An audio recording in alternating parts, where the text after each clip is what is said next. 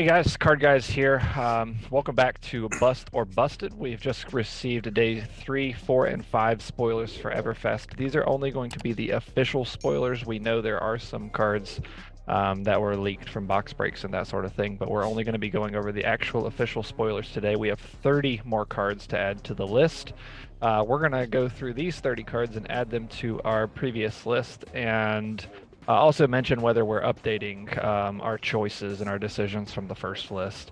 I believe that we all agreed that we're pretty much good on our first choices. Nothing really, busted came out that affected our decisions in any significant manner for that.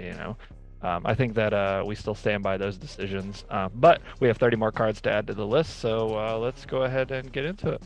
Sure. Why don't we quickly explain the grading scale that we're using? Yeah, oh yeah, absolutely. So from the first video, we do have, I believe, six different grading scales we're using here.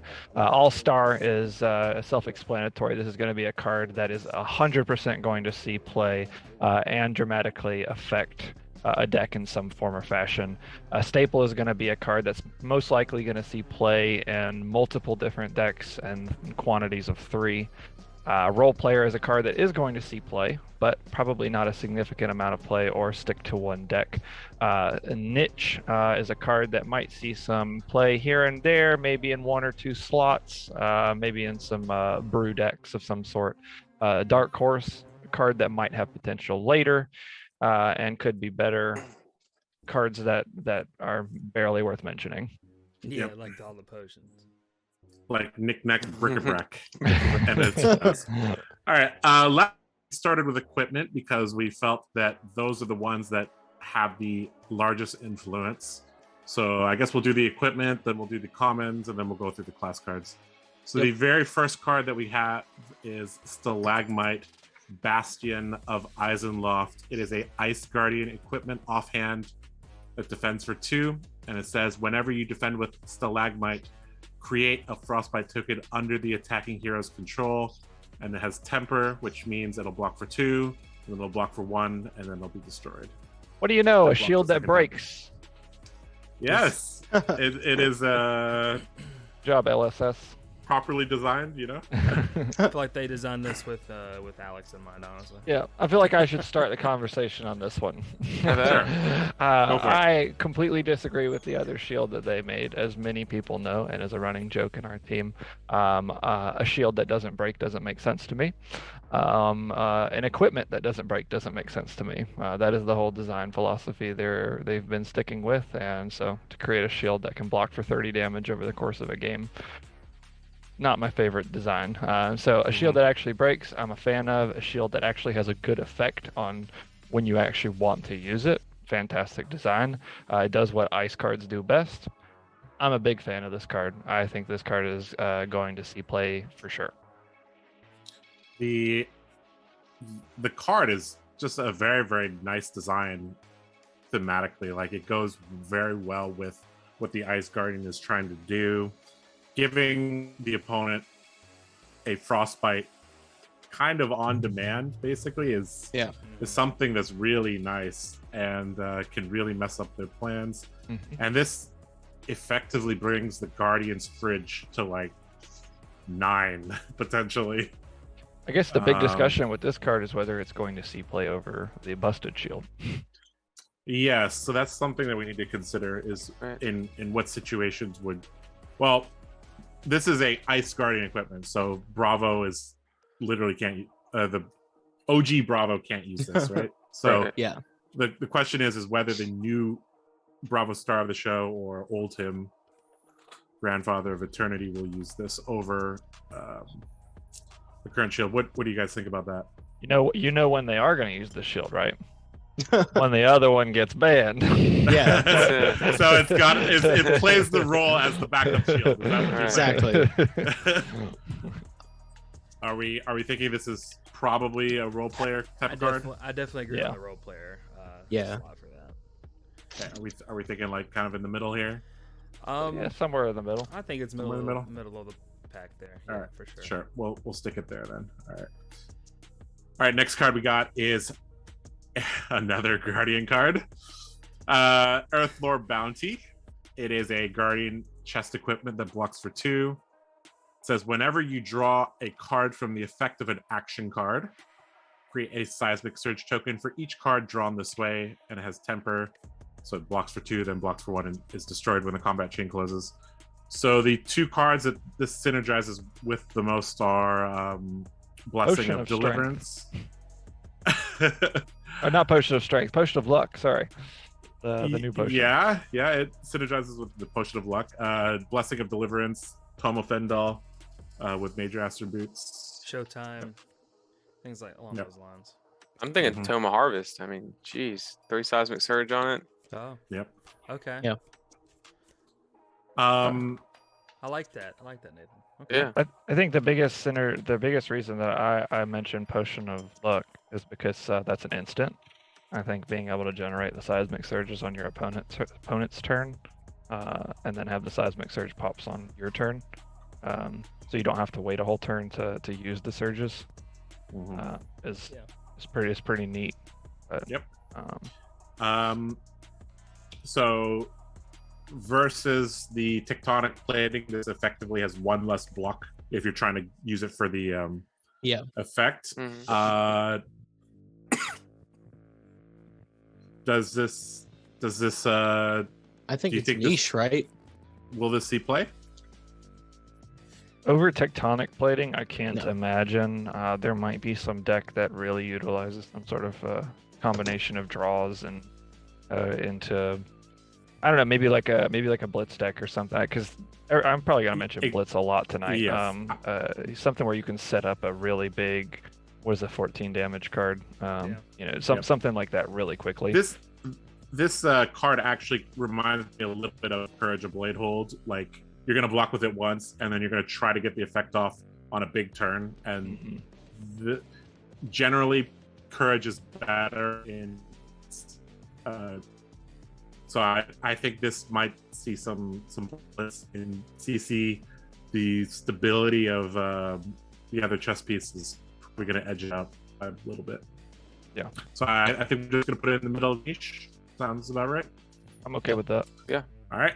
Next, we got Mask of the Pouncing Lynx. Let's give this Says one to when an Kyle. when an attack action card you control hits, you may destroy Mask of the Pouncing Lynx. If you do, search your deck for an attack action card with 2 or less power, banish it, then shuffle. You may play it this turn. It defends for 2. It's a ninja head equipment that has Blade Break. Very good Benji card. Let's say that. Mhm. I'm just not a big fan of this card. Looking at it through the eyes of a CC Katsu player. Oh yeah. But this card definitely allows you to have super wide turns with Benji, where once one of your attacks hit, you can just pop that, add the Spring Tidings card, and then draw for every card you've attacked with in that way.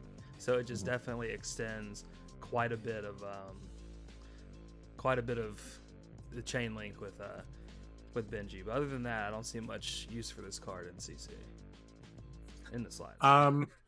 So I'll play devil's advocate a little bit here. So in CC, the against certain decks, like perhaps Oldhim, you're basically never gonna get your Mask of Momentum trigger off because it's just gonna probably middle block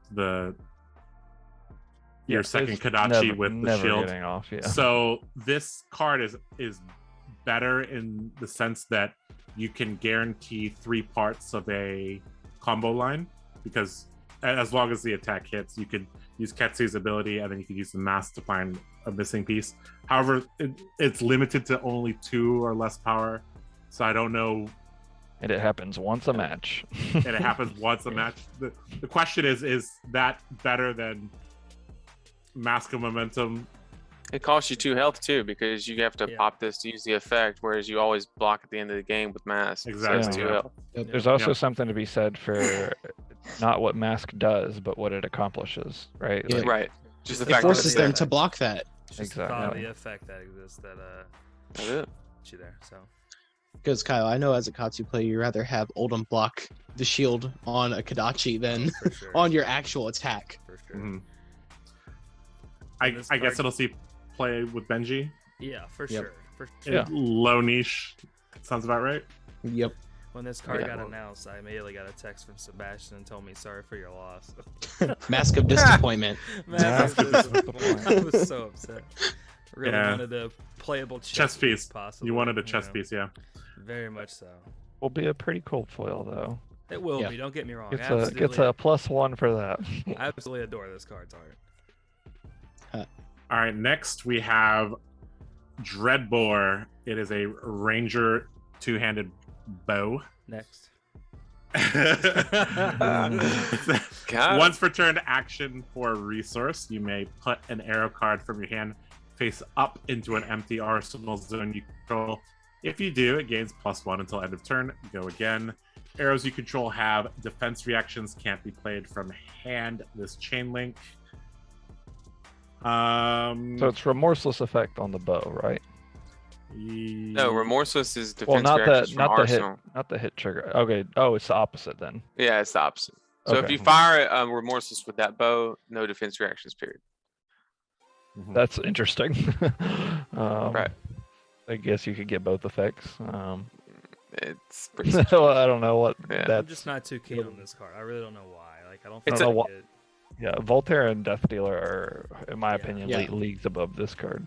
Yeah, it's a mediocre weapon for a terrible hero. There you go. That's All right. Yeah. All right, so Whoa. where in could be better are we putting it? Above the It's amulets. definitely above the potions and amulets and talismans. Yeah. All right. So I Just guess 'cause it's about a here. weapon. Right there. All It's right. also a magic card's name on a it is. bow, so Mm, the magic card is actually good. all right. A card that is a strict upgrade for the rune blades. We have Vexing Quillhand. It's a rune blade arm equipment with AB1 and action. Destroy Vexing Quillhand. Create 2 rune chant tokens. Go again. Has no defensive value. All right, Nathan. This can be summed up in one sentence. Any situation where you need to run Arcane Barrier in the arm slot, you run this card just because it's a strict upgrade and it allows you to, in case you're playing against a Kano or whatever, and you can present lethal off the 2 rune chants, you can always just pop it and then Rosetta for 6 is basically the play there. So, yeah, whether it warrants a sideboard, I mean, that's a decision that you have to make, whether you're gonna give the respect to Kano or not. What about like a Viscerai mirror match card? No, because No? the grass is way too valuable. You're gonna take Okay. the hood for your Arcane Barrier 100% of the time. Yeah. All right. So a card that replaces no rune gloves. Are we calling that a role-playing card? Very Seems Or like niche yeah, card. yeah. Very yeah. much. Very bottom Very of role player. Okay. That's it. It Now you does have its 2. job. It does its job. All right. All right. Any more equipment? Oh, yep. We have Crown of Reflection.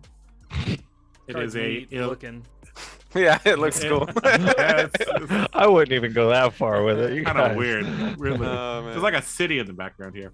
So it's an illusionist head equipment that says that also has AB1, and it says as an instant, destroy Crown of Reflection, destroy target illusionist aura you control. If you do, you may put an illusionist aura from your hand into the arena with cost less than or equal to the aura destroyed this way. Activate Crown of Reflections only during your own action phase. So even though it's an instant, you It's can't. just the design. It use just it on the doesn't make opponent's sense to me. Like it's an instant, but I can only activate it on my turn. Come on now. I mean, like I get where they're going for it. Like when we get some more auras in the future, there might be some fun things you can do with this card. But like, why would you not give us the fun things in the set that you release it in? Right. I don't know. Maybe I'm missing something. I'm not gonna chalk this one up as a 0 yet, but like I feel like I'm just misreading it because it feels really bad. Gotta be and- missing something, right? Hey, it's Yeah. better AB1. All right. Well, what I was gonna say, the only value I can find for this card is taking out the Halo for this card, and then I get to keep my Dreamweavers in instead of using them instead of using the No Rune gloves for that slot. So, but like I'm not gonna get the effect out of this, and then I mean maybe the Dreamweavers will come up, maybe, but I don't know. The Spell Void 2 on Dreamweavers plus on Halo plus its effect is just really strong. So I don't know. Niche card. I'd put it in could Dark be Horse better card? at the moment, or Dark Horse. Yeah, Dark Horse is We fine. don't actually know. Right. I feel What like the- later on it's gonna be Yeah. there's gonna be some use for it. Right now, there's only auras that cost 4 or 0. So eventually we could get to a situation where there's a lot of possible plays that you can make with that card.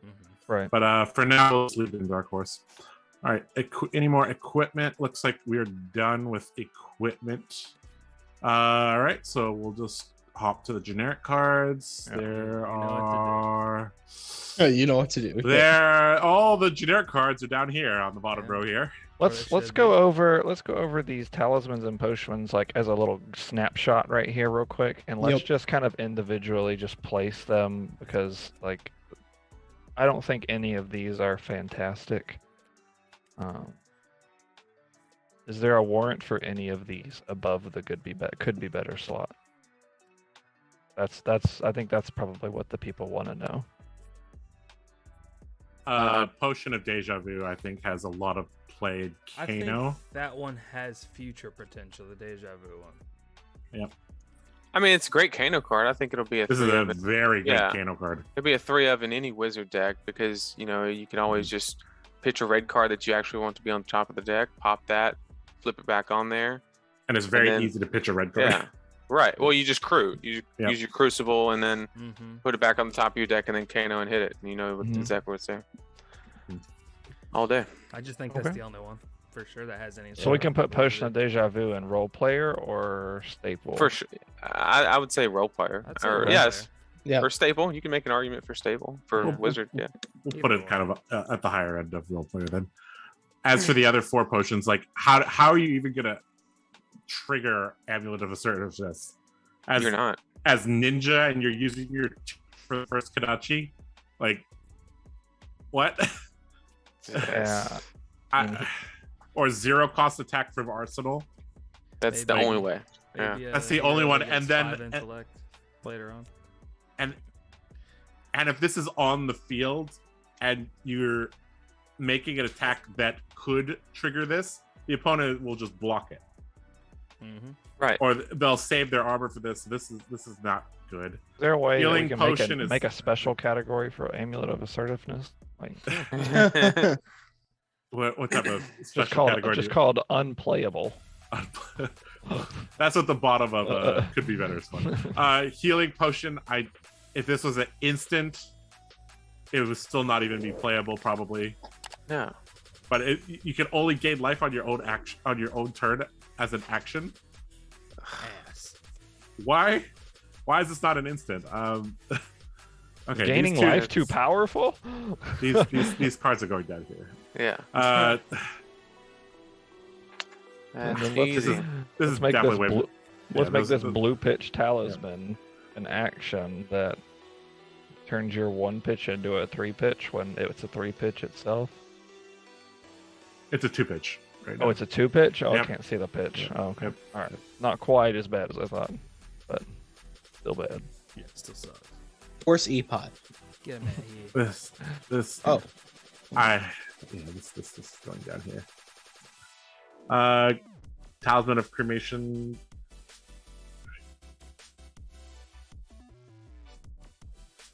So Is this the one that so Chain can use this pretty easily, but the question is, do you want to use this? It's a 0 cost 3 pitch, and it does have go again, and it's a non-attack action, if that matters. I think Katsu when- could use this against Chain. When you You play a don't- card from your banish zone, destroy it and name a card. Banish all cards with the chosen name from each opposing hero's graveyard. Yeah, you don't want to banish cards out of Chain's graveyard. That's Not bad. Well, so like Silver Bullet is against it- Levia. it's not an instant, is it? It's Oh, not. there- It's ruins very the- not good. It ruins forces you to my use it. ideas Yeah, there. it forces you to use it is the problem. Oh, it does, doesn't it? Yeah. See, Yeah. if they made this an instant, then I could like spike something into their banish zone and kill them at the end of the Right. game or something Yeah. silly. Nope. But ruin that plan. Yeah. All right. Oof. All right. So now that we got those cards out of the way, let's just go. Let's go to the good stuff. Let's go to the actual playable cards. So, Ah. are these all grouped by class? Looks like they are already. Looks like Sweet. slightly are, yeah. So we just go Yeah. down the All line right. here. We'll just Cool. go down the line here. All right. So we have Swing Big. This is a 2-cost attack for 8 Majestic. with So it's a majestic. this is the defense card for they 3. hinted at when they said that card you'll Rewards be for able to blocking. defend and get rewarded for fully blocking it. So this is the card they were referencing. It's pretty good. I wouldn't Two- want to give my opponent any sort of quicken token. Yeah, Two I for mean, eight it is, doesn't But But matter. you're It's intimidating crazy. their hand. Yeah. Like think Right. at max they pitch like a red unmovable from Arsenal or whatever. That's 7, right? Or is It'll that be 8? 8 I think from it's- Arsenal. I think it's 8 from Arsenal. Yeah. Okay, so 8 from Arsenal. That is about the best value they can get out of blocking this card, and then they have 3 cards to try to utilize the quicken token with. That's the best case scenario for them. Yeah. So. Or you can block with 3 and then just arsenal your last card and carry the quicken over. Yep. Because it doesn't go Yeah. away. It's not turn For sure. dependent. For sure. This, But you're This- trying to do a 3 intimidate play with this, right? So your opponent can't block, and then you're just Sure. swinging a big Right, attack right. at them. Yeah. Right. I think you guys are thinking of the here. This is a card designed for KO. Is it now? Yes. Oh, filthy Americans. If this comes in for 16 damage, that is not 16 being is blocked. gonna hit. Yeah. So, Yeah. there Oh, at the okay. moment there isn't the max power Right. that KO had access to was 7. Oh, So, okay. now that he has access to an 8 power attack, his damage spike goes from 14 to 16. So Or you can Okay. just roll terrible and it attacks for 4, right? yes, in You which give him a case, quicken. which case that's why you have your pummel as your backup, right? Fair enough. Doesn't seem bad whatsoever. I think I it's do doesn't like that seem you don't have bad, to yeah. discard with it or anything like typical brute. definitely Yep. just a what, a role player or niche. I mean, top a it's- niche or Top of low niche. role player. I Yeah. think it this is an auto include in KO, and Yeah. it might Sure. be included in Reinhardt and Levia. Sure, definitely. So, 2 and for 8's great. and one thing that you guys didn't quite discuss is that this is very good for tempo and winning turn cycles. Is if they block, they can't utilize it. You get to attack them again with a 4 or 5 card hand. Right. So, I mean, eventually they have to take a cycle of damage to use the quicken token effectively. So, once you basically 3 times during the game, you're going to be able to take tempo from them. Oh well. or I guess also getting the damage. value in this is with a 2-card hand. This Yeah. doesn't require you to like discard or anything, so Brute can just be like pitch yellow 8 at you. Yeah. Okay, yeah, this card's good. I think it's A Goliath Gauntlet for 10 with a 2-card hand. Exactly. that sounds pretty good. Speaking of KO, we have a Specialization. 0-cost blue pitch brute action defense for 3, a KO specialization that says if you would roll 1 or more dice this turn, instead roll that many dice plus 1 and ignore the lowest roll. That role player, that's great. This For is KO. Or a staple, honestly, for KO. This- Yeah, it's a This- staple. it's Yeah. a staple for KO. The question is this up to Spring Tidings level good? No. Nope. I mean, no. That's TBD, right? Like I think Yeah. with KO's inherent flaw, like why it can't win enough or consistently enough, this is going to increase that by a marginal percentage. Right. Yeah. So I mean, ignoring the lowest roll, like for anybody that's rolled dice before, like I mean it's a pretty solid percent increase. Exactly. I don't know. That might be enough. Like if I'm what I mean, I don't really know KO's complete ability off the top, but if I just say I Goliath Gauntleted that 2 for 8 card, right, and then doubled the attack on it. It's double the base and then add the 2. Okay, so it'd be 18. It'll be 18 instead of 20. Yeah, so just pretty 18. You know. Just a cash. Yeah. It's all right. A humble 18. The fact that this card costs 0. I'm going to move this up slightly because this on turn 1 I think it It's Oh, yeah. nuts. means Nuts. means your opponent is starting on no armor or like 12 life. Like Aren't Yeah. there some nice dominate cards in Brute that it can utilize too? Hoping, right? Or does that There- roll? That doesn't roll.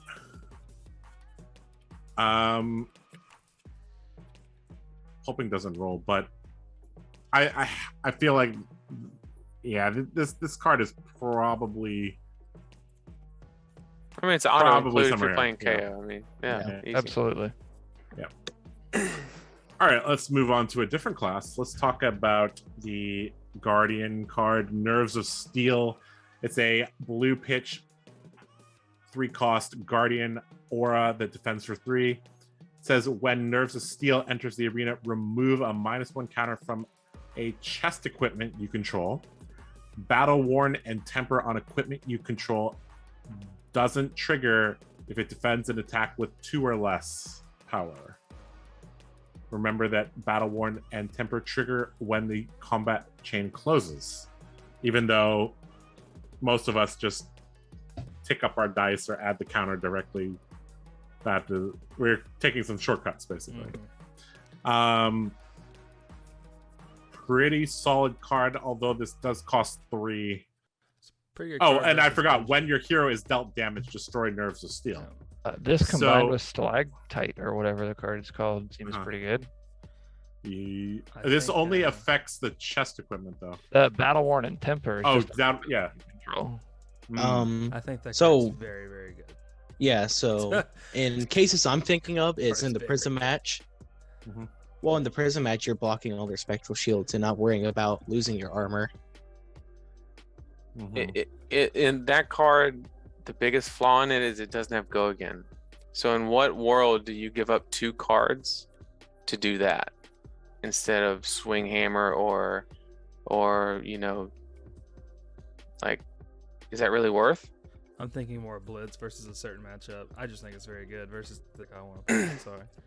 I mean, I just don't know like in what situation I would rather play that card, which costs a whole nother blue, than create a seismic surge token, swing for 6. Sure. Yeah, I can see what you're saying. I'm also trying to think of it from like outside the box perspective on like how I'm actually what's the max value I can get out of this card? Maybe say I'm playing tectonic plating, right? And I've already blocked with it optimal. Excuse me, sorry. You take the counter off of it, so immediately from using this card, your next block's going to be more efficient. That's worth 2. Right. Right. I'm thinking of this card as like a sideboard. Like if I'm playing against like a Bravo Mirror or something like that, like obviously this is coming out. There's just no reason to have this card in the deck. But Right. if I'm getting attacked, like Bravo and Guardian in general, they're weaker matchups or anything that goes super wide. So if Like I need to, if I need to block Kodachis, or if I need to block Spectral Shields, or if I need to block these things, and say I have the Stalagmite on the board, right?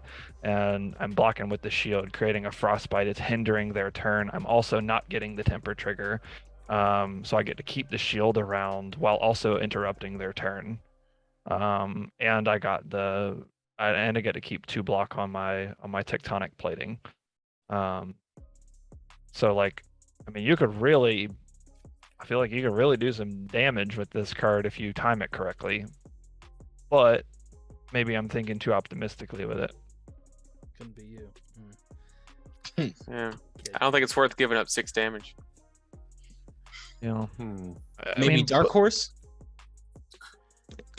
I I think the card's upside potential could be very, very high.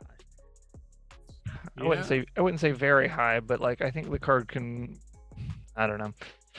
That's another one that like just looking at the card, Right. Somebody's gonna have to do something cool with it. and then- Right. Yeah. Is there a way to give your auras go again, or like your next, like you can like Mage Master boots into this or something, and then If the ratio of attack action cards to non-attack action cards ever becomes more relevant, right now it's only relevant against Bolton Right. and Centauri Sabers, Kasai, I guess. If that ever becomes the case, they may replace some of their blue attack actions with cards like this, because it's a blue pitch blocks for 3 non-attack action.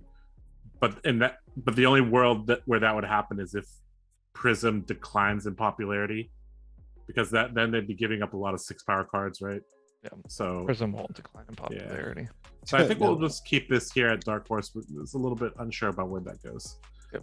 All right, let's move on to a new class. Hey, this card looks familiar, doesn't it? It's Break Tide.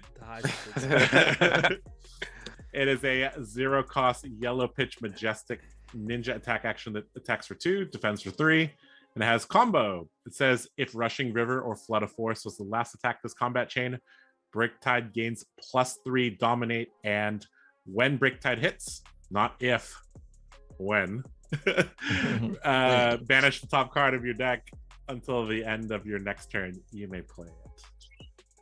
All right, Kyle. I like this card. Like, I actually like this card. It just, with some of the stuff that we already know, like even bigger than that, and even the two next cards that are coming up in our list, I do feel like the very aggressive version of the deck that I once played is back with this card plus those other cards. I think being able to set up for like a 6-card hand is insane, especially like an aggro environment that Katsu definitely has the ability to go. So I think this card fits perfectly with a lot of stuff that's going to be going on with the deck. So yeah, we're seeing, and it looks good. This card doesn't suffer from consistency issues like Helm of the Sharp Eye does, because Rushing River literally lets you set up what you want on the top of the deck. Yeah. So, like, what you banish off the top of the deck is gonna be good. Yeah. And like we said in our spoiler video, like the whole combo line is 1 pitch. So there's like, with all the new cards, yeah, there's a very mana efficient like ninja deck that can come out of this set, because there's so many like 0-cost good attacks coming out. Yep, the 2 cards that we're about to talk about. I think as a Prism player, I don't like playing against Katsu already. And the wider it can go, the more problems it's going to give Prism, and Prism's definitely going to have some popularity this season. It's just going to be a matter of whether you can get through the Guardian Wall. Or the Oldham Wall, you mean? Yeah, any of them. Just the Guardian Wall in general. But I mean, Oldham specifically, obviously, but yeah. Initial thought is to put it on the top of Role Player. I think it's high Role Player for sure. Yeah. Mm-hmm. Yeah. Okay. Sure. And it looks good. It's definitely all-star for me in artwork, but yes, this thing is just amazing. All right, 2 cards that could see play next to Break Tide are Winds of Eternity and 100 Winds. I guess we need to kind of talk about them in combination with each other. Let's start with 100 Winds. This comes in 3 different pitches. So it costs 0, pitches for red, yellow, or blue, attacks for 3, 2, or 1, defends for 2. It's a ninja attack, and it says combo. If 100 Winds was the last attack this combat chain, this attack gains +1 for each other card named 100 Winds you control on the combat chain. And so you would attack with 100 Winds a couple times, and then you would finish off with Winds of Eternity, which is a 0-cost blue pitch attack for 2 that defends for 3. With combo, it says if 100 Winds was the last attack this combat chain, Winds of Eternity gains +2. And when this hits, shuffle all cards named 100 Winds you own on the combat chain into your deck. It is a majestic, so there's only 1 pitch value. And it's blue. And it's a blue 0 pitch, so this is at minimum Role Player. Oh, So, you play 100 what, like wins? I love these cards. 900 wins or 0 wins or something. It's like Wait, a wait, 6 of or a 9 of. Like, Yeah, let's talk about this. It's 0 for 3 and guarantee go again. It's That's a the zero biggest cost. part of the It's a blocks zero for two. cost, which also helps, just because of the fact that like Katsu's ability, like it fits every single role. I feel like Ninja wants it to fit. The only issue is it blocks for 2, but like I'm pretty sure most combo cards block for 2 that aren't Majestics, right? I don't like this card. That's fine. You can have your. You don't like this card. All right. Big shot. I tell us don't. a little- I don't. tell I us don't a want little bit 9 about why block you don't- 2s in my Katsu deck, and I don't want. I don't know. Like historically, like when I'm playing decks that require like multiple of the same named card in your hand or whatever, a hand size of 4 in Flesh and Blood is a handicap for cards like this, where you can only do so much damage with it. I'd much rather Kadachi into Rushing River. I'd much rather do that line, or Kadachi leg tap into Command and Conquer, or something along those lines, far more than I'd rather do this, where like, okay, so I shuffle all these 100 wins back into my deck and I optimize the line, right? Like we got there. Now I've got all these 2 blocks back in my deck for late game, and I just don't like this card. I don't think it does enough for what it's supposed to do. But like, I mean, at most you're gonna hit somebody for what, like 15 damage or something. I don't know what the exact number is, but you can get close to that with a far more efficient line, in my opinion. But so LSS had a decision point here, because a combo starter with combo. So all the combo starters from WTR, leg tap, head jab, surging strike, they all block for 2. And then all of the second stage ones open the center, rising knee thrust, blackout kick, hurricane technique, Mugenshi's, whelming gust wave, Lord of Wind, they all block for 3. So that when they were looking at this card, they had to figure out whether they were going to make this block for 2 or block for 3. And I think Alex is right that the fact that you need 9 of these in your deck, and you insert 9 2 blocks into your deck, even though basically I don't know. It doesn't. In Ketsu, this can search for itself, which is kind of cute. it needs to hit. It needs to hit, which is And are you searching given for that it's this, or are 3, you 2, or searching for 1? Winds of Eternity? Yeah, exactly. So I think the main point is that sticking 9 2 blocks into your deck is just Really bad. not where you want to be as Ketsu. Even if you're playing aggro Ketsu, like, unless you draw the nuts, like, The red you're cards. gonna have to block. The red cards in Katsu are very powerful cards. Yes. So And this is not. this at is that power not a level. very powerful card. I want Surging Strike. I want Whelming Gust Wave and Command and Conquer and E-Strike and these things. Those all fantastic cards and all make your opponent think. I'm gonna put a 3 So- block in front of this card. So I think Winds of Eternity actually probably replaces. So if you look at the Ira decks right now, they have 12, or I think they have 12 0 cost 3 pitch combo 3 block cards, and then they run Soulbead Strike as Soulbead Strike Blue as their 13th and 14th. So this card, because it has combo, works with Flick Flack, will probably see play in Ira, replacing Soulbead Strike. So I would put Winds of Eternity into niche. 100 wins. This might be the first card that class card that we put in could be better.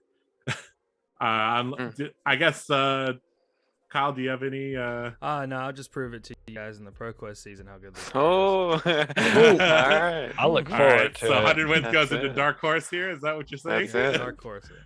All I know what right. Kyle's thinking. He's thinking I was never blocking in the first place. It doesn't matter. That's Just like me. none It- whatsoever.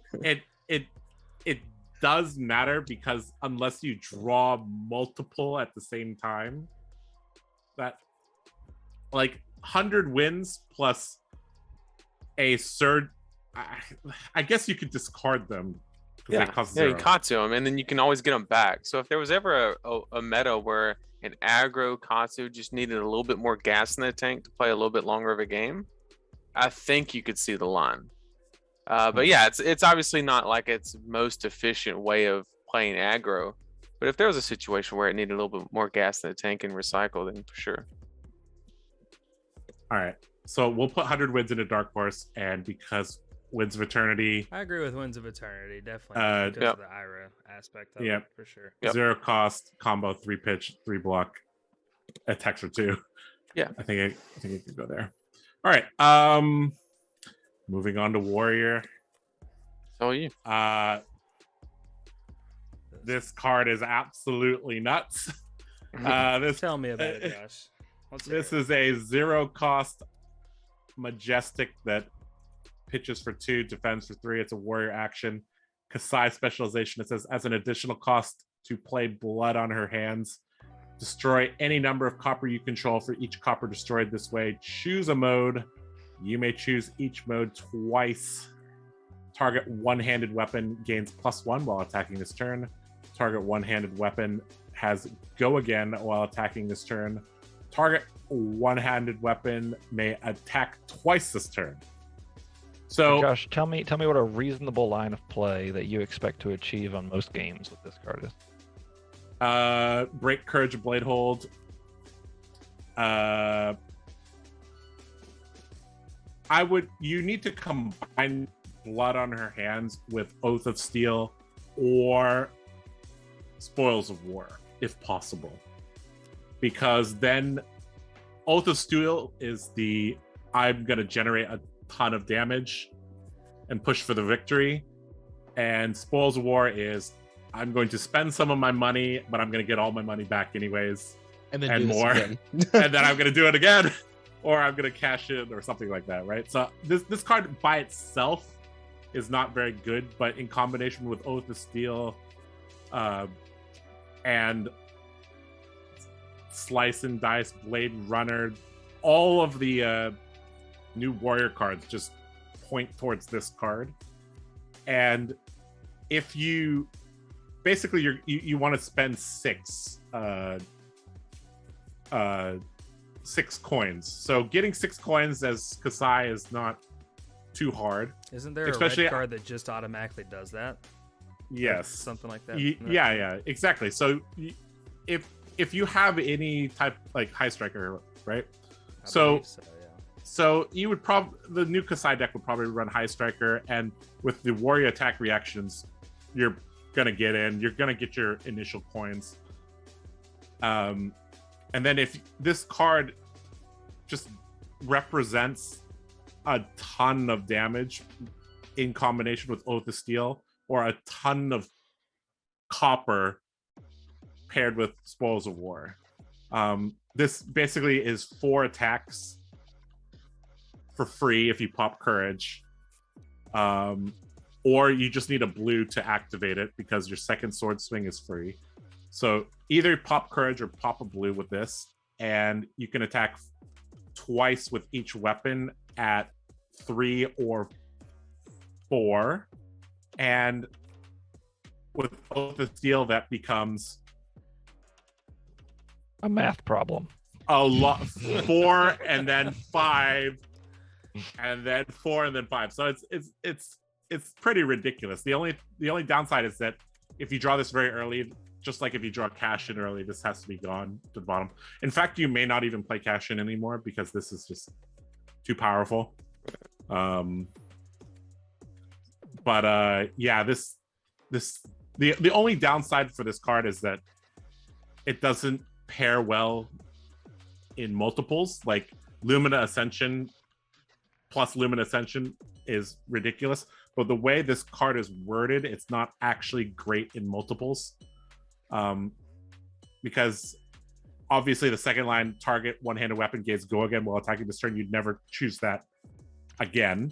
And it says target weapon may attack twice this turn. It doesn't say target weapon may attack an additional time this turn, right? So they worded it very carefully here. The only one that would stack is the first one.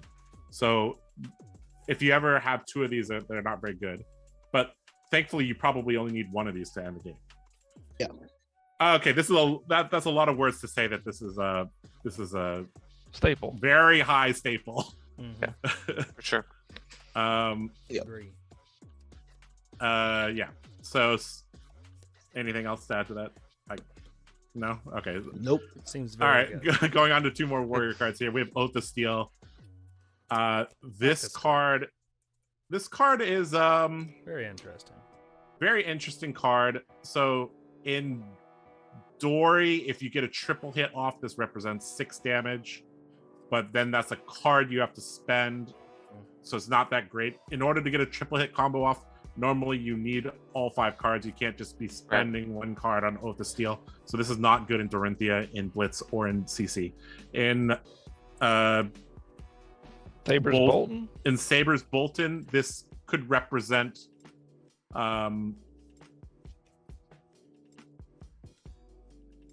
Sebastian. this represents like 12. This represents 12 damage, whereas Gallantry Gold represents 6. That's guaranteed. So this card, basically playing this card means you aren't activating Gallantry Gold. So I think for the Saber Bolton, I wouldn't even run this. For the Raiden Bolton, I also wouldn't run this. A thought, right? Mhm. Energy pot. You already play it. You combo energy pot with this. So you break Gallantry, you play this, and then if you can even pitch stack a V at the same time, you can have like a 50 damage. It's like 48 damage. We did the math. And also, does this 3-card combo in Fab is not very reliable. So you need double Lumina and Oath of Steel. That will happen once in a while, just like you get triple Lumina once in a while. But any 3-card combo, I am not a huge fan of. But does this not kind of replace a slot where against like Bravo, if you can triple Lumina them, like for the damage, it's good, but you don't deck yourself out because you're not adding cards, so you're essentially getting the triple Lumina off, especially with the energy pot. It's like really good, but you're not adding 3 cards from your deck to your soul. Sure. Then, okay, yeah. I can see this as a 1 of or 2 of maybe. Yeah, then you go double Lumina, and then you still have a Lumina in your deck, hopefully, and then you can essentially present another like Lumina play. Oh, actually, this card is actually quite nice.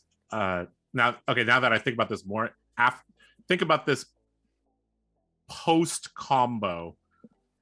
This is why I run Route, because as a warrior action, not a light warrior action or attack, this is guaranteed not to go into your soul during the combo. Okay. So this is going to be in your deck, maybe your 10 to 20 cards that you have left. That's why I run Route, right? It never gets sucked into the soul. So this allows you, because it gives a +1 counter onto it, allows you to trigger your ability to give it go again. Right. So Abba's such a good game. Yeah. So this might be what you need. This is at least as a one-off something Route. It has this purpose. In Bolton. As for Kasai, this is I haven't really thought about this in Kasai. Let's give it the good old-fashioned role player. That's what I was thinking. Yeah. Well, or Dark Horse. This. I'm not actually sure about this because let's put this in Dark Horse because this card has potential.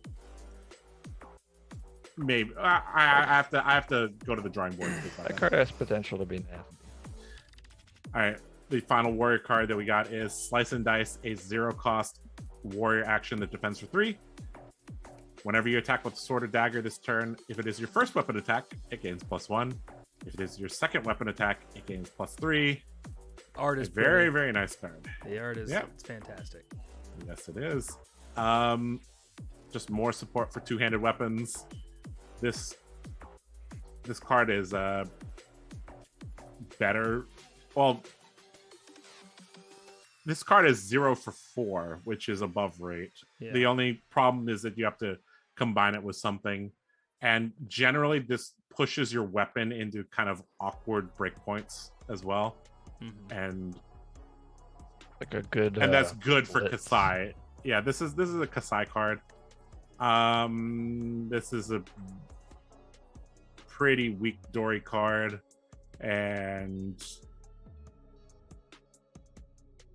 you wouldn't play this in either Bolton one. This is basically a Kasai card. It does Niche. what it's a high niche for Yeah. Kasai. I don't even know if you would put 2 of these in, because this is a more offensive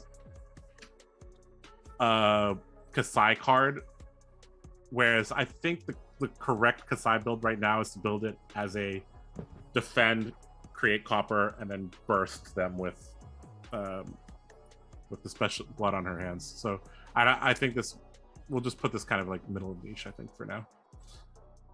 All right, leaving warrior class, we got 4 mechanologist cards here. We got disillusion spear, costs 2, pitches for 2. It's a majestic mechanologist item. Says it enters the arena with a steam counter at the beginning of your action phase. Destroy it unless you remove a steam counter from it. Whenever your hero would be dealt exactly 1 damage, prevent it. I hate that card. Sticks around for 2 turns. It messes up Mr. Rune breakpoints, and it messes up rune chance, right? Yeah. I hate that card. I hate that card because it's good. Like if Dash versus Viscera has always been an extreme favorite for Viscera, and that just says, you know what? Why don't you take a break for 2 turns? And it's very unfortunate. Yep. Is there any world in which they can keep this on the board for a while? We checked the gallery. There's not a way to add it. Currently, Currently, right? no. Currently, I mean, you never know. They can remembrance this back. Oh yeah. Can't get rid But of that's Well, sure. But they're dead when they do that. right. This also messes up those 4 attack with some on hit effects, right? Because you would block 3 and it'd be prevented. So that any deck that's reliant on breakpoints as well might. Could be good against Briar, I guess. I if- would if say it's coming. no You don't think so? because the errata, I would say it's not worth it. If the errata didn't exist, then absolutely. Sure. But Okay. Any thoughts on where to put this one? Role player? yeah, it's a role play. Yeah. It's a Definitely a role solid player card. sideboard card. Yeah, for sure. And also the power in this card is it might force you, like as a chain player, to actually put in like the counter card for dash to destroy items and take up sideboard spots. Smashing good time. Yep. Yeah, because in the chain versus dash matchup, if they're going fatigue dash, your 4 attack breakpoints actually really do matter. Or like a little rune chant here, or a Rosetta 1 damage popping through. It actually really does matter. So another thing that we probably should quickly mention is that Dash could theoretically start with this in the arena, although I Yeah. don't think you would. I don't think they're But going to. but this is something we need to at least acknowledge Yeah. when we talk about each item. I hope we get the mechanologist hero that's in the art for that. Okay, let's talk about Signal Jammer first. So this is a 0 cost 3 pitch mechanologist item. Signal Jammer enters the arena with a steam counter on it at the beginning of your action phase. Destroy it unless you remove a steam counter. Each hero can't play more than 1 non-attack action card each turn. Okay. Hate that card too. Yep, not a fan of that card. This is pretty good against Kano. Yep. Because it says each turn, and they use all non-attacks. If they didn't need any more help against Viscera, they can't get rune chance if they can't play a bunch of non-attacks. So 3 of this is- these this- and 3 of the other one, and you're just It's an auto win. And I have to battle through them. Yep. So this is you think this is a role-playing card? It would be role player, but like way down lower on role play. Yeah, I agree. Yeah, it's not as good as the other one. It only stays for 1 turn, and like you said, there's no way to put counters on this. So it stays for 2 turns. It'd be 2 okay, 2. It starts with a counter, and you remove it. I got you. Yep. Keep in mind also that these take up their action point too. So like, not like And they're it gonna doesn't be block. Yeah, no it's block not, card. not like they're bashing you in the face, Right. the turn they do it. All right, our favorite 3 intelligence hero. Got a specialization. This is a 2-cost, 3-pitch mechanologist item called microprocessor. It is a data doll specialization. It's a good Dell computer. Yep. And it says once per turn action for 0 cost, opt 1. Once per turn action, 0 cost, draw a card, then put a card from your hand on top of your deck. Once per turn action, 0 cost, banish the top card of your deck. The first time you activate microprocessor each turn, gain 1 action point. So basically, you can only use one of these unless you high octane boost. Yep. Or you use your Achilles accelerator. You can do it twice in 1 turn, right? If that's all you want to do. Yes, but that's all you're gonna do. Right. Yeah. So this is quite good. The only issue is that when you have a card that is so much better than the others, like if you go first and you boost and you flip this off the top, you're in a great position, right? Just like there was a card, the one that comes in with 5 steam counters and ops 1. If you were playing Data Doll and you flipped the monocle on turn 1, it was so easy to just chain that. You boost, and before you reveal the boost card, you'd go opt and look for an item, set it on the top, and then you could get a free item every single turn, which translates into like having 5 cards and an extra action point, which is pretty ridiculous. But the main one that you're going to use here, I believe, is going to be what's so funny is like there exists a world where you play a defensive Data Doll, you block with 3 cards, you activate opt 1, and then you banish the top card if it's an item, and you just keep 3 card blocking and putting items into play. So that could be like this card enables so much, and it's going to be a staple. Yeah, but sure. whether or not this becomes like this pushes her into the realm of playability remains to be seen. In fact, I might even put this as an all-star. Like it has as much effect as Benji's. The only issue is that this is you may not see it. Whereas Spring Tidings, you're basically guaranteed to see it eventually. Right. Yeah. We'll put it in staple. It's not quite as good. We'll put it above blood on their hands. All right. That'll work. Tbone, a 0 cost mechanologist attack, comes in 3 varieties. The red pitch attacks for 3, defends for 3, and it says if you control a card on the combat chain that was boosted, the defending hero must defend Tbone with an equipment they control a fable. Here, have my 0 block equipment. Right. Yeah. This card is just not great. It doesn't break. I think It's 0 with boost. boost. It's 0 with boost, so it makes maximum velocity much more attainable. That's all it is. I do guess that's the only application of this card is Right. max velocity. That's it. Easy. Um, Niche, I guess. This is a niche card, yeah. Yeah, because it's for like aggro boost dash. Right, which is a lot rare. Nice blitz card, which is the lot of this set. This is just a blitz that it really. All right, we have a Try Shot, a 0 cost, 3 pitch ranger action that defends for 3. Wow, a rare ranger action that defends for 3. You may activate target bow you control 2 additional times this turn. Go again. I was thinking that like this might be like my initial thought was this is just bad. Like Voltaire allows you to go wide enough on its own, but I'm sure there's some application with this card in 3 of a kind where you're able to like Yeah, that's like, the only way what- you can use it. right like Right. I don't know, like Arsenal this card 3 of a kind into this and draw a bunch of cards and activate your bow 12 times but now that we Right. don't have ball lightning, the go wide Lexi deck is just a bit worse. This card is probably going to be paired with Death Dealer Yeah. because So I'm thinking too.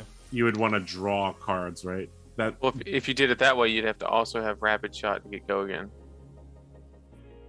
So that's 3 or 2 cards that you would need, and 3 of a kind because you actually need the ammunition. So that's a 3-card setup. Yeah. there probably exists some wacky combo deck that we haven't explored. I guess this is the definition of Dark Horse, right? Yeah, exactly. Yeah. Most definitely. Dark I mean, Horse card. There might be like a snapshot Death Dealer with that 3 of a kind combo and Blitz or something like that. I get killed by this card like week 1 of like us playing Blitz. You'll get the Yeah. old Willie B special. Yeah. All right, we got a pair of Runeblade cards here. High five, Nathan. Let's go. Runeblade Are these cards. are Good. these both majestic? I'm disappointed. They are. And they They deserve are, to be. okay. Very, Okay. very good. So, Swarming Gloomveil is a 0-cost red pitch Runeblade. Attack for 3, defense for 3. If you've played or created 1 or more auras this turn, Swarming Gloomveil gains Go Again. If you've played and or created 2 or more, it gains +1. If you have played and or created 3 or more, it gains when this hits a hero. They can't prevent arcane damage from sources you control this turn. I'll let the Runeblade players take this one. Go ahead, Nathan. I know how much you love this. All right. Here we go. So, first you have to realize that Rune Chant, Embodiment of Lightning, and Embodiment of Earth are all 3 auras and would trigger the effect. So, the absolute worst this card is pitching a blue And for Shackles. Yep, and also Shackles. triggers. Yep. And so, at worst, it's a auto Go Again card for Chain, or it's an auto Go Again by pitching for a Rune Chant for Briar. And then Viscerai, hit him with the 9th blade at the OTK turn, and then, do your shenanigans with your Spellbound Creepers, and then, which the next card we'll talk about, and then you play the Gloomveil in the end when they're out of cards to block, and then it makes all the rest of the damage unblockable when it hits with a breakpoint of 4, which is just It makes crazy. arcane damage. Oh yeah, the arcane damage, right? Which every single card that you play through that chain plus the Rosetta Thorn at the end is guaranteed damage. So Briar is just that 0-cost Go Again that we needed for the heroic deck, and Chain, it's a 0-cost Go Again, and then it's a great tempo card for Viscerai for sure. Is this an auto 3 of in all the decks? All the Runeblade decks? I don't that a know red about card, Chain. It's hard. I don't know about Briar, Chain. Briar, yes, and if you went heavy tempo Vis, yes. Chain, you said you'd have to answer that. Like you said, it's good because like you're guaranteed to have 3 Go Again. Right. But a lot of the value from Chain's not coming in your actual hand and playing like cards out of your hand. So I would rather have had just another Blood Debt card to choose from. Right. But right. and like also, what are we replacing? Are we replacing Belittle, which is a 3 guaranteed Go Yeah. Again, but it has an effect that does something. Flock, it's a 1 for 5. And then we have Bingo, that's definitely going in Chain. That's a 1 for 5. It's like it's kind of hard to find a home for this in Chain. So, but it's definitely a good card, especially if Chain changes where maybe you go mid range and don't shackle as much, or and you're trying to play with a couple shackles. But as of right now, with with the super aggressive Chain, it's okay. I like it. Sounds like it's not bad at all. High role player is where I'd put it. Yeah. All right. High role player it is. Agreed. Yeah, I got to talk about a card. Yes. Nice. We have We have another one that you probably can talk about. We have Revel in Runeblood, a 0-cost red pitch Runeblade action that defends for 2. It says, if you've played an attack action card and another non-attack action card this turn, create 4 rune chant tokens. At the beginning of your end phase, destroy all rune chants you control. Go again. This card is insane. Just off the top, right? If you Mordred Tide any card in Viscera, right, and then you attack, and say the attack probably doesn't have go again because it's Viscera, right? So, and then you Spellbound Creepers into that, that's 7 rune chants, and then you get the go again off the card. So you literally with a 4-card hand have the ability to Mordred Tide into an attack, into this Runeblood, and then actually Ninth Blade at the end. Like the skill cap on this card alone is just the mirror match is going to come down to who uses that card better. Is literally what's going to happen. So this is exactly what Tempo Viscera needed. That was its weak spot, was its ability to go quick. And yeah, obviously you don't run this in OTK because it wipes out your rune chance if you have any left over. But I think it's phenomenal. Agreed. Not a chain card, but definitely an amazing Viscera card. That card is very, very, very good. It sounds like it could be better. Does this have any use in Briar? I try. I mean, it's a 0 for 4. The issue is, you know, would you rather have a front pump on the physical damage of 3, like a Nimblism, right? That's the type of card you would replace. Yeah. And I think I would rather have the 3, which made a breakpoint on the physical, or a higher breakpoint to trigger my embodiment. I think I would rather have that than the 4 rune chant. Me personally. Yeah. So this is a mid-role player, or you want to put it next to his buddy, or you think this is? I think this card's better than the Gloomveil for sure. Yeah, it's better. It's just strictly a Vis card. It really is. Yeah. But it's way better. I agree. All right. It'll be an auto 3 of in every Viscera deck. Is what it will be. Yes. Yeah. So wherever that lands. Viscera mains stand up. That's it. We're getting close to the end here. This card is Wizard was looking for a card that could push it over the edge. This might be the one. This is a 2-cost red pitch wizard action that defends for 3 called Aether Wildfire. And it says deal 4 arcane damage to target opposing hero. If Aether Wildfire is played during an opponent's turn until end of turn, action card effects that deal arcane damage instead deal that much arcane damage plus X, where X is the damage dealt by Aether Wildfire. This is this is the card that might push Wizard into CC viability, because paired with Blazing Aether, Snapback, this is we're talking 20 to 30 damage depending on whether they have a card or not in hand. And it is not that hard to set this up with a little bit of opting. So you put one of those 3 combo pieces into the arsenal. When you draw one of these, then you could either hold it or go opting for things, or just pitch it to the bottom and pitch, and then wait until you find another one and pitch it to the bottom, and then it just becomes a game of defense until you get back to it. This is one of those cards where I was talking about earlier. Yeah. I had mentioned off stream. Wizard's kind of a slippery slope for game design. When your entire game plan against a deck revolves around, I need to keep cards in hand so I don't die, then how do I kill my opponent? Just simply due to the power level of their cards.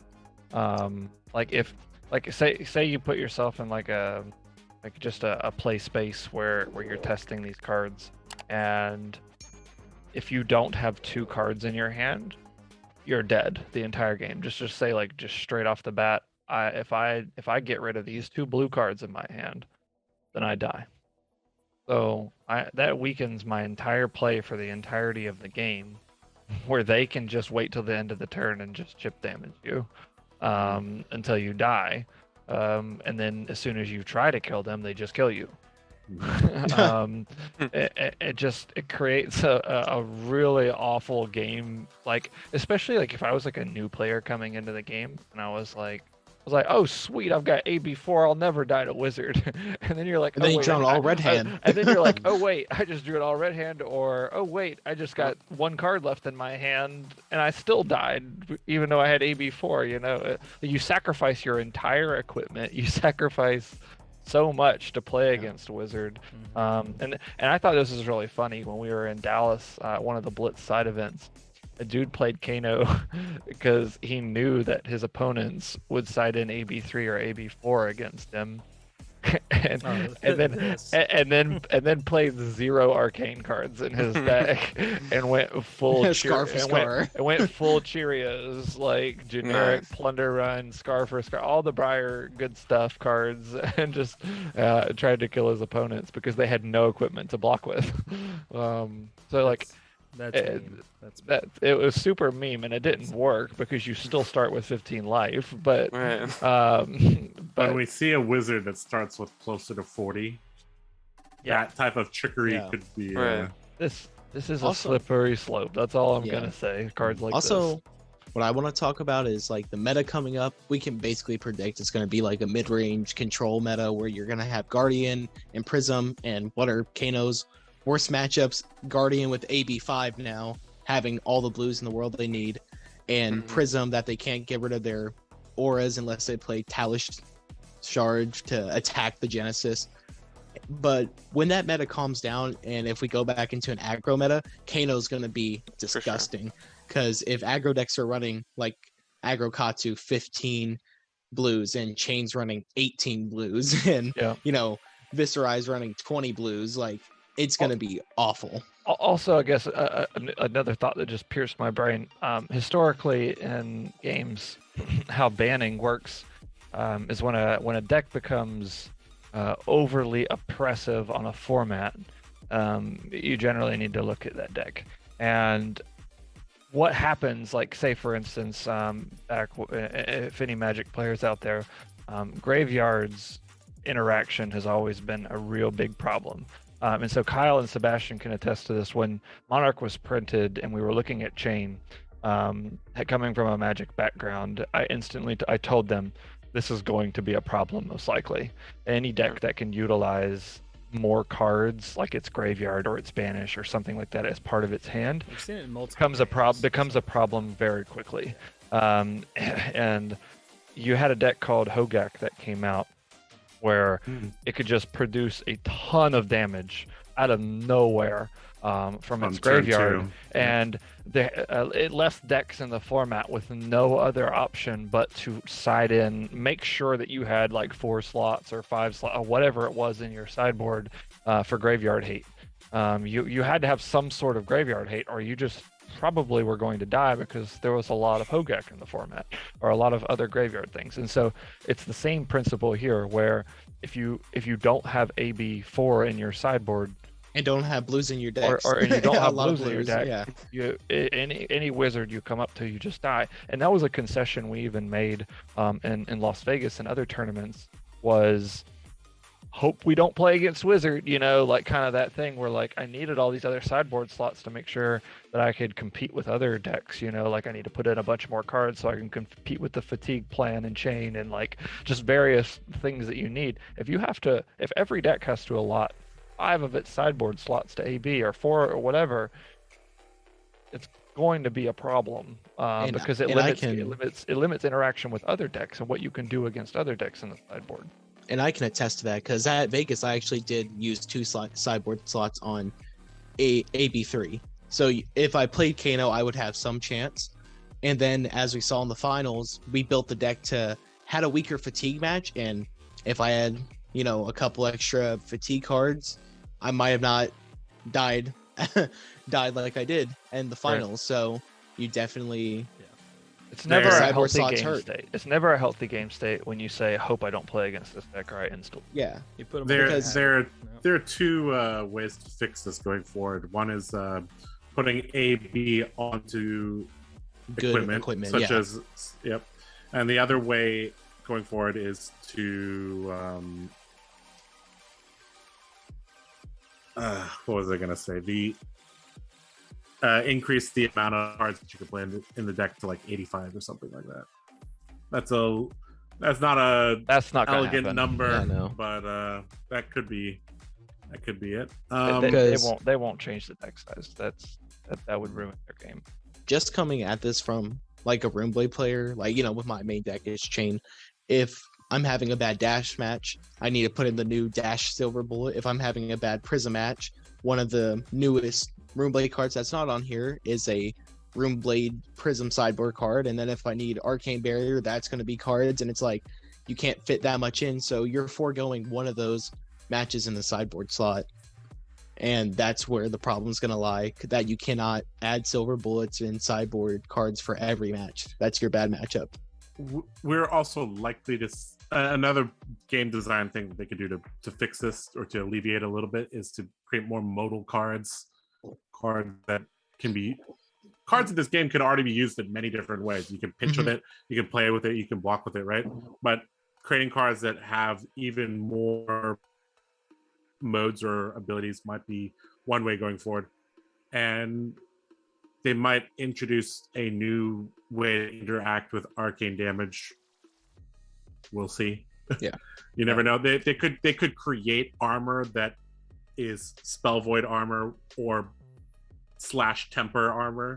Yeah. I don't know what they would call it, but like you could put a -1 counter on it, or you can put a -1 counter on it and block some some arcane damage, something like that. They have a lot of ways to I do not envy the person that has job is to balance Wizard's arcane damage, making it viable enough to play, but also not busted enough to where everybody complains about it. Yeah. I do not envy that balance. So I think the only proper place for this card is the very top of Dark Horse. Yeah. Anywhere else? You don't think that's a staple? I mean, I think it could definitely be a staple in Wizard. Well, sure. We can put it there because if you're going to play Wizard in CC especially, yeah, you're gonna play this 3 of. You might even play this as a 3 of in or a 2 of in Icelander as well. It's just that good with snapback. Yeah, it's too good. And people are much more likely to overextend in Blitz. Mm-hmm. And the saving grace of Wizard is it's not easy to play, I guess, but yeah. Yep. All right. Last 2 cards here. We have Scour, cost X, pitches for 3, blocks for 3. It's a wizard action. It says destroy X target aura tokens and or auras with cost 0 controlled by target hero. Then deal arcane damage to that hero equal to the number of auras destroyed this way. This can blow up Rune Chance, Soul Seismic Shackles. Surge tokens, Soul Shackles, reset chain to turn 1. Any of the new 0 cost illusion auras, Spectral Shields. This has a lot of targets. This card's disgusting. I'm going to card go is on the pretty record. good. I don't like this card. That makes 2 of it. Let's Well, give Sebastian the luckily, mic. you probably won't run into many wizards. But Is it a blue? Yeah, it says a blue. Oh my. blue to Three. defense 3. And it's a 3 lot. Nathan just died a little inside. They gave it playable blues. What? The question is, would you play this for 3 or 6? Probably 3 is the sweet spot for most decks. Yeah, I mean it's strictly like it's not worth a sideboard to sideboard that blue. So you just take out like your weakest Zap. yeah, like remove your zap. blue zap. Yeah. Yeah. Yeah. Yeah. And then you just have it, and if cool. If you it's not somebody you can play it against, you just pitch it. All right, Yeah, James on exactly. 4 shackles. Not anymore. Jesus. It already had a good matchup. They just wanted to Yep. Good luck. put them all better. Now I'm not high even roll signing player. in. Uh, Yeah. High roll player. Sounds about right. Yeah, for sure. Sure. For the record, this makes me never put in. I'm never putting AB anything in. I mean, other than AB1, never putting AB3 again because I'm just losing that no matter what. No, So this card made my jaw drop when I read it for the first time. So gonna one be a cost pretty foil. red pitch illusionist attack action, the defense of 3 with Phantasm. When Miraging Metamorph is destroyed, create a token that is a copy of an aura you control. It could be a 0-cost aura, it could be a 4-cost aura, could be a spectral shield that you make it in could be a response. spectral shield. Yep. That card's absurd. Yeah. Is this a majestic only available in red? Yes. Yeah. Majestic Okay. red. I sure hope Thank so. God. All right. Imagine. Tell me about this card. You're Okay, silly so- if you break it. My initial thoughts when I read this card was I'm gonna build my aura deck. The only reds I had when I was playing Aura Prism was the prismatic shield. And the Just war play tool, 3. No. Play 3 prismatic shield red, and that's it. This costs You 1. you What? keep the reds to an absolute bare minimum. This card makes an argument for playing it in that aura build for sure. Usually I wouldn't want to play more reds, but this makes me want to play a few more reds. I mean, the biggest thing you're trying to do in Prism is just keep an aura on the board. If you can keep an aura on the board the whole game, you win 80% of the games you can keep an aura on the board the whole game. You very, very rarely die with auras on the board. So I think that being able to push some extra damage in those matchups where you're like, okay, I've got an Odarath on the board, right? Odarath into this, maybe even I pitch I don't know, like a yellow card, and attack with Odarath, attack with my Spectral Shield, Tunic counter, attack with Miraging Metamorph for 7. If you blow it up, I get another Odarath, and you do not want me having 2 Odaraths. I can promise you that, because once I get 2 on the board, the damage is going to rack up real fast. And that with Copying Merciful, any of them, that Yeah. could be really good. Yeah. Merciful Retribution copied, Odarath copied, Genesis sticking on the Genesis, board. yeah.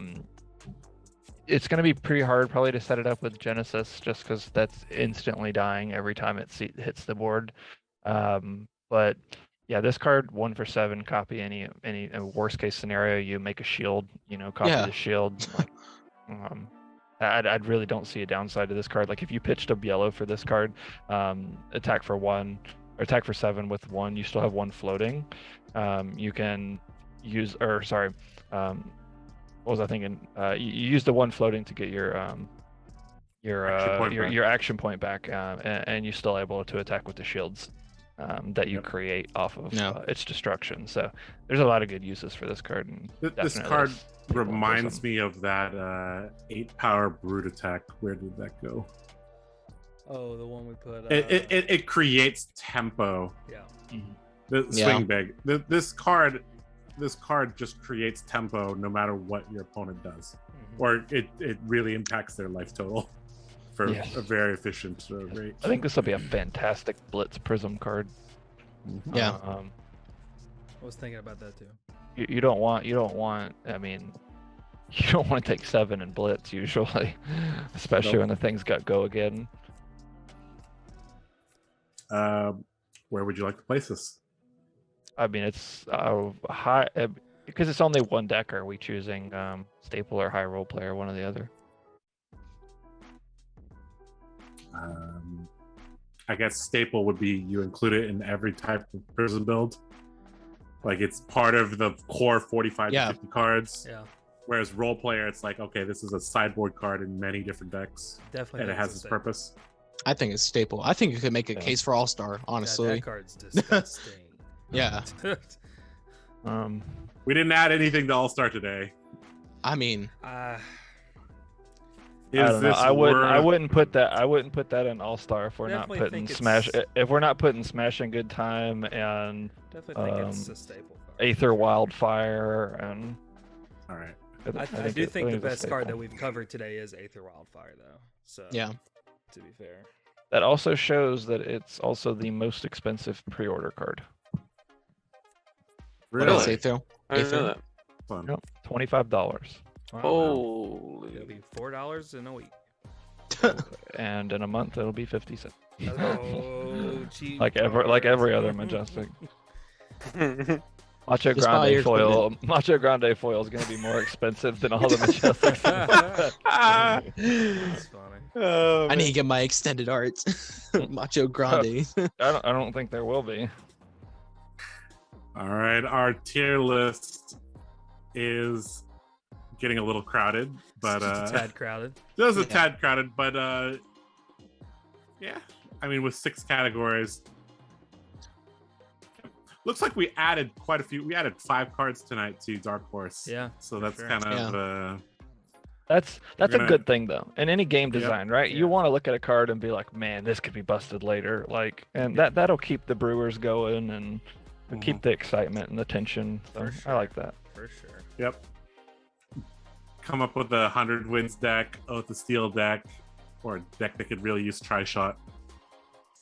And now we're talking about brand new archetypes, basically. Yeah. Yeah. for Wait sure. for the first fire breathing deck and see how fast that card gets banned. Oh, See? Or the card that makes it busted. But anyway, Yep. yeah. Yep. In general, the power level of today was day 3, 4, 5 is much higher. So Oh yeah. I was very excited when they started announcing them after the first 2 days of all the potions.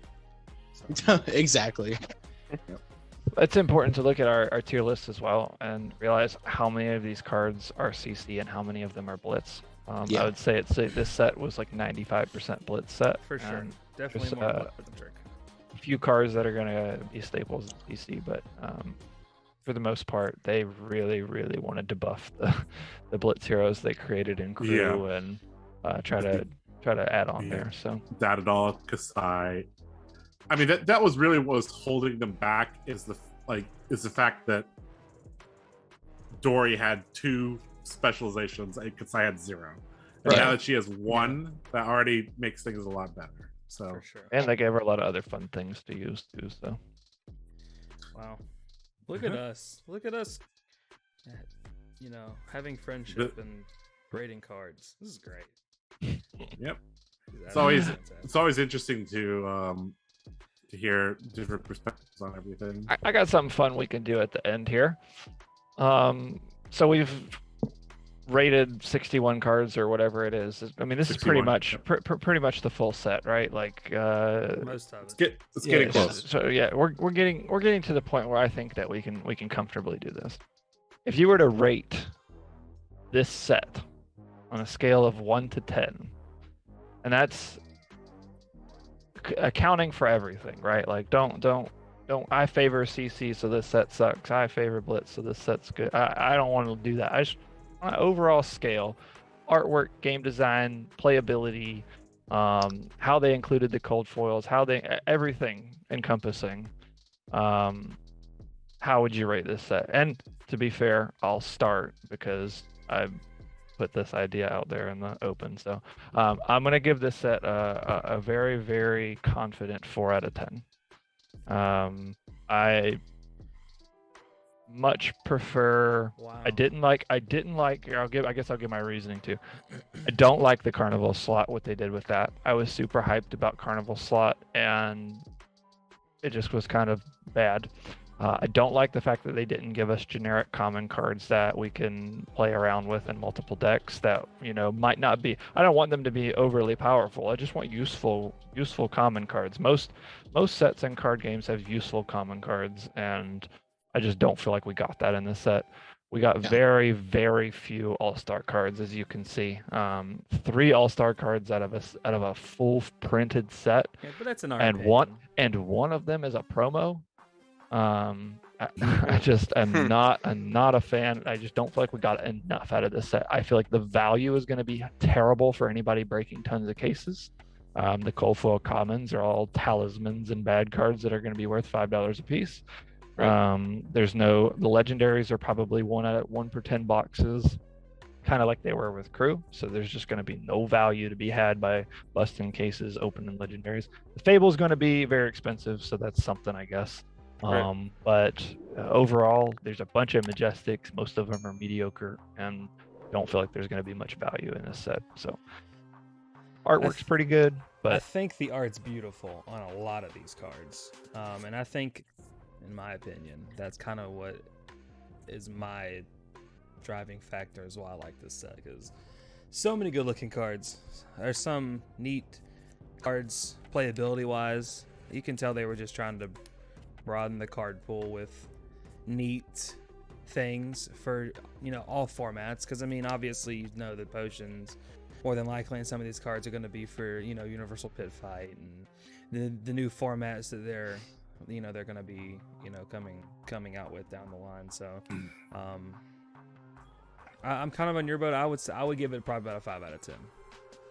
The art gives me that edge. The artwork on these cards are beautiful.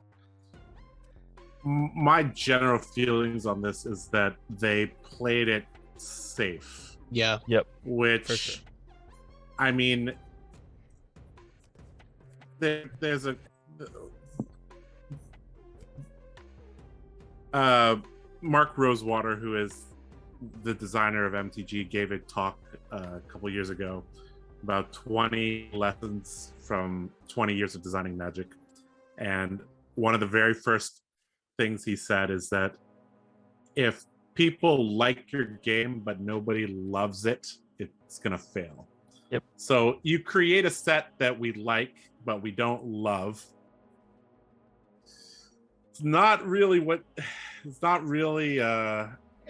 It's fine for a few sets, but if this trend of safe sets continues, you may lose the hearts of the players. Let's just put it that way. One thing I think what they could have done is people are very attached to their hero. Yes. So Very loyal people. printing just even 1 or 2 cards in those very specific ones, like Shadow Runeblade, Right. Shadow Runeblade, Light Warrior, Elemental Ice Guardian, or whatever. Like these Or Levia players.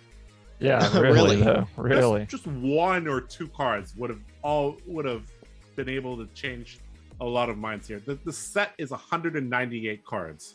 For a supplemental set, I think they could have gone closer to 300. All Sebastian wanted was a shadow card that has blood. Yeah. That's it. They didn't give him No, It didn't even need to be good. yeah, that's what I was trying to say. I was exactly. My brother plays Raiden Bolton. He was very upset that he didn't get one really useful charge card to change out for Express Lightning, because that card does nothing, just charges for 4.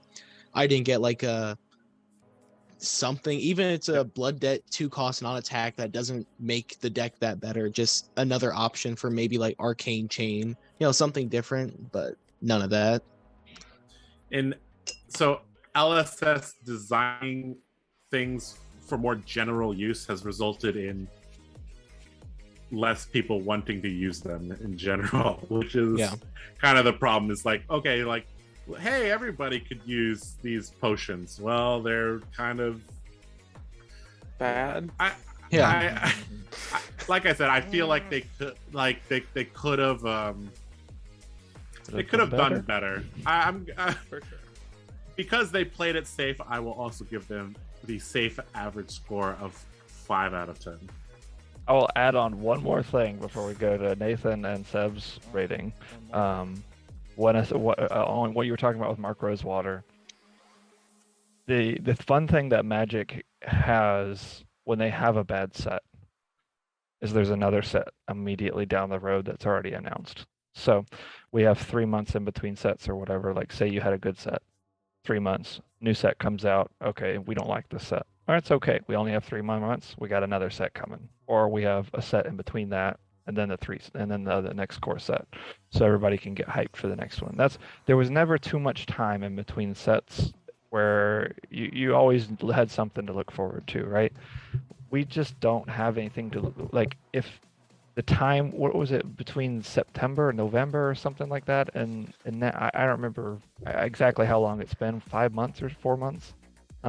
Tales of Aria was September. September, yeah, it's been a while I think since September we got this. 11th was And world then, premiere. and then this is all we got. And Mhm. now we don't even have I don't think we even have the release date for the next set. So it's like, Mhm. that's what's going to lose people. And Mhm. I think they need to fix that real quickly and announce like the next 4 sets and the dates for them so that we have those At things to look least- forward to At constantly. least But anyway, just the names of the I just sets. wanted to like say that and like put that out there. But I can agree to that. all right, Sebastian. All right. So my fear is, right, like you were saying, for the Pro Tour coming up, right, that's in April. Mhm. This is in February, and unless they push out a core set, they're not. Does that mean the Pro Tour is either going to be only CC, or are we going to have to draft Tails? That's one Please thing I don't. want. No Yeah. more Tales of Briar, please. And- Oh my God, I hadn't even thought about that. Yeah. Oh, you just gave me a Yeah, headache. think about that. Sebastian. Oh no. I can't draft any more Tails. I can't do it. So, there's no limited playability in this, which is like, supplementary, obviously. But I feel like it's a great blitz set. It's a great, like, casual set, yeah, It's I got a agree. lot of cards that make heroes that couldn't really do much in blitz better. It has some Azalea cards, but It seems like they've also put, with all these items, they've put like seeds down that may Yeah. take a long time to sprout. exactly. Event maybe like 6 years later, someone's like, wait a second, there's the potion of this Yeah. from that 6th set from so long ago, and we can combine it with this, and then Yeah, some crazy combo. yeah.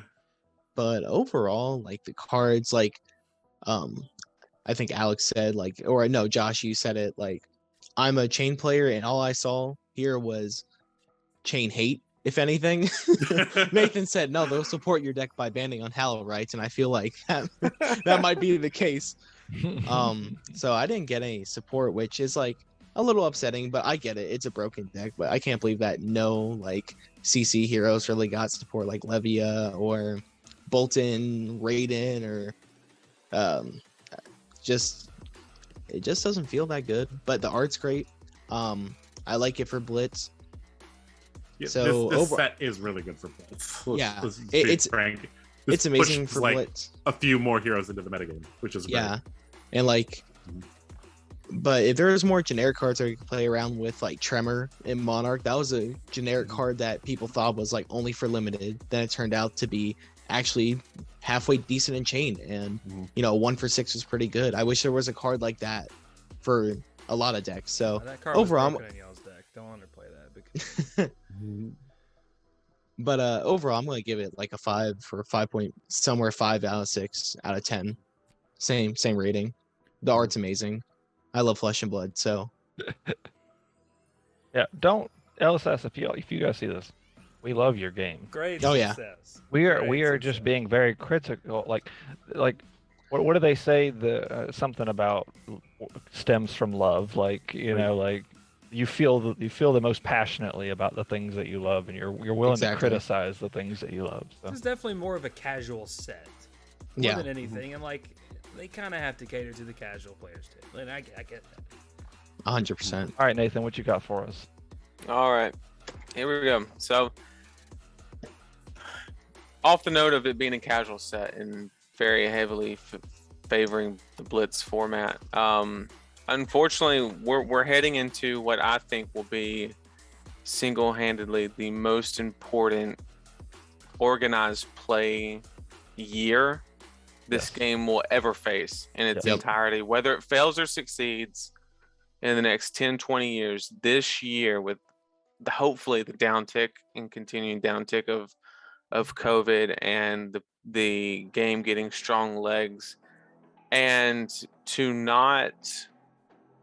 use less than half of the set to support the format in which you've came forward and said, this is the way we intend the game to be played in the CC format, and this is the competitive structure that we want to support for organized play just doesn't do it for me. You know, Yeah. I would have rather seen, you know, make four structure decks, Data Doll, Benji, KO, all those, and the merchant, and like put the specialization cards in there and the potions in the merchant deck, and then fill the rest of those 100 cards with actually, you know, usable cards. And those structure decks also offer you an alternative for reprint strategy.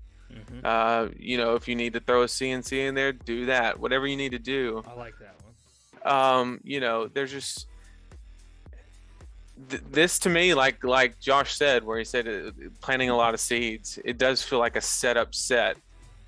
Unfortunately, as much as I love this game, it's not at the point to where I think the game can afford a setup set. I don't think they've acquired that enough market cap between the big, you know, Magic and the big three to afford that setup set at the very beginning of its most important organized play year. So I'll give it a 4 out of 10 just because of the paper packs. But man, if it wasn't for the paper packs, man, I'd put it at 3. Be honest. And before you say that, I don't want to burst anybody's bubble over here. But those paper packs are actually make the packs very easy to reseal.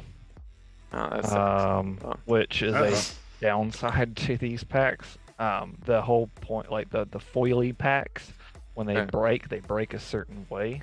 And right. Across history, well, even with Pokemon and Magic and all these things, we've had to worry about even those being resealed. If you go watch some of the box breaking videos, I mean, you can literally open these perfectly, and I mean, it wouldn't take much to just put right back together. So, I don't like that. Just throw that out there. Good thing there's not like a crap ton of value in this right set, so I don't think anybody's gonna try anything like that anytime soon, but who knows. Oh, also one thing is, I don't know why that for all the CC decks didn't really get support. Like there's a couple, like a warrior card that's not on this list, and like one brute card that's really good. And then with the Guardian, they were just like, hey, have the world and back, you know. And that deck already was on the cusp of being oppressive, especially with Plunder Run being gone, having to like push that wall through a deck that's plan is to, against aggro decks, to just throw your hand out and be like, yep, until we get to the end of the game, and then my blues are better than yours. They gave it better blues, they gave it more utility, more things to work with, and the card pool for Guardian. I think we're going to go into like a Guardian and Prism meta, and especially with the Pro Tour and the callings coming up, and nobody wants to play a bunch of Guardian mirrors. Yeah, or Prism. No mirrors, one's for that matter. Or Prism mirrors, because those are just equally as bad. Also, like, I don't want this game to become like rock paper scissors of matchups where you lose a matchup because you sit in front of you tech your deck to beat Prism and then you lose against Oldhim, or you tech your deck to beat Oldhim, then you lose against Aggro Bravo, and you lose just because you sat down a certain class instead of having the skill in the game. And I think, honestly, this is coming from a good place in the back of my head, hoping that we're mildly wrong. Yeah. Absolutely. And I know for a fact there's lots of testing to be done, and I know for a fact there's going to be some decks that come out that surprise people. Like 100 wins Katsu. Yep. Continue. Exactly. Other than Aether Wildfire combo. Yeah, I think we're going to be wrong. I think we're going to be wrong about something. And I hope so. I mean, I know we're going to be wrong about something. And obviously, like, there's going to be some good things that come out of this set. But yeah, when you've got, I mean, I think we're a diverse enough group, and we all have very diverse opinions, and we all give it a 4 to 5 out of 10. It's not a good thing. So, anyway, Thank you guys so much for watching this episode. I know it was a long one, and we had a lot to talk about, and I hope you guys feel differently than we do. And if you don't, or if you do, let us know in the comments what you disagree with or what you agree with, because we want to know. We really, really do want to know. We're trying to learn just as much as anybody else. So big thanks to Josh for setting up this document here with all of the graphics and taking over as the host. And thank you. Thanks to everybody on the Card Guys, of course, for being here for the discussion. And hopefully we'll have more of these in the future. And I'm looking forward to seeing if we can get a good shakeup in the format. And for all you Blitz players out there, have a ball. You're gonna have some new fun toys to play with. So, all the brewers in the format, get your heads together. Exactly. Come up with some fun things because I want to see them. So, any last words from anybody before we sign off? Even though after all we said, I'm still super excited about ProQuest and Pro Tours and calling Indianapolis, and competitive card loving games this game. are always going to be fun, right? Exactly. The opposite of love is not hate. The opposite of love is apathy. And as you can see, we are not apathetic here. We are very, very passionate about this game. That's why we're willing to sit down for 1-2 hours to talk about cards. That's it. So, yeah. All right. Well, thank you guys so much for watching. Like the video if you enjoyed it. Subscribe if you haven't already. If you didn't like the video, please refresh, watch it again. I guarantee you like it the second time. And then cry because you sat in front of your computer for 3 hours. But look out for our Patreon in the future. We got a lot of stuff coming from the Card Guys. We're going to be all over this competitive season coming up, and we'll see you guys in the next video. Bye-bye.